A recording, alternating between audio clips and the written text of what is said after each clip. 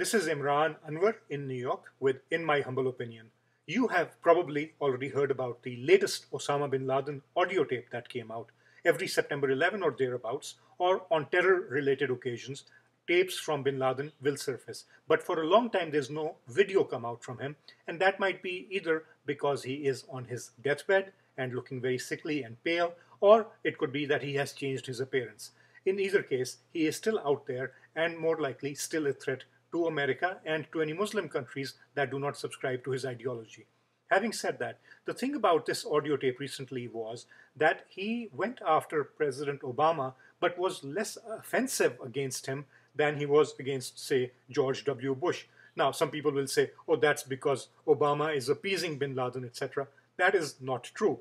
I think bin Laden is smart enough to know that Al Qaeda has become marginalized and increasingly unpopular even among Muslim countries that were previously anti America. That includes Pakistan, for example, where the Taliban and Al Qaeda are being sidelined.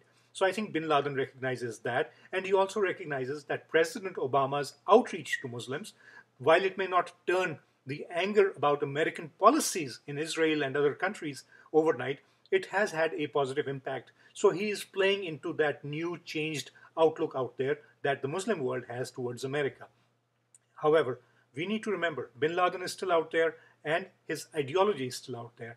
We can always say he's a bad man, he did evil things. All that is true, but we cannot ignore the fact that there are people out there who will see some sense in some of the points he makes on political foreign policy issues. And it would be in our interest as Americans or as Muslim countries that are liberal, modern, and want to be having a positive role in the world that bin Laden's ideology is basically one of terror. However, he uses logic. He refers to topics like Kashmir or Palestine, etc.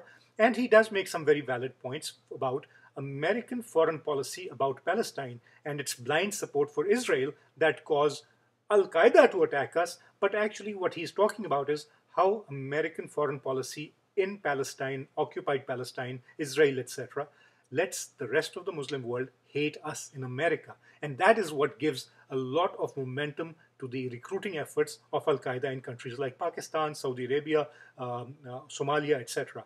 So, again, are looking at our own foreign policy and making it more about American interests than Israeli interests is smarter for us to do, not because bin Laden wants us to do that, but it's the smart thing for us to do ourselves anyway.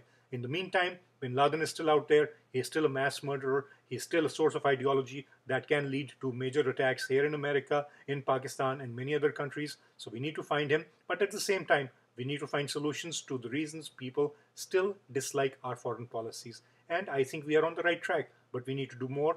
And I hope that under President Obama, in the next few years, we will see a lot more, especially in the Middle East and on issues like Kashmir. What do you think? Let me know. This is Imran Anwar in New York, signing off.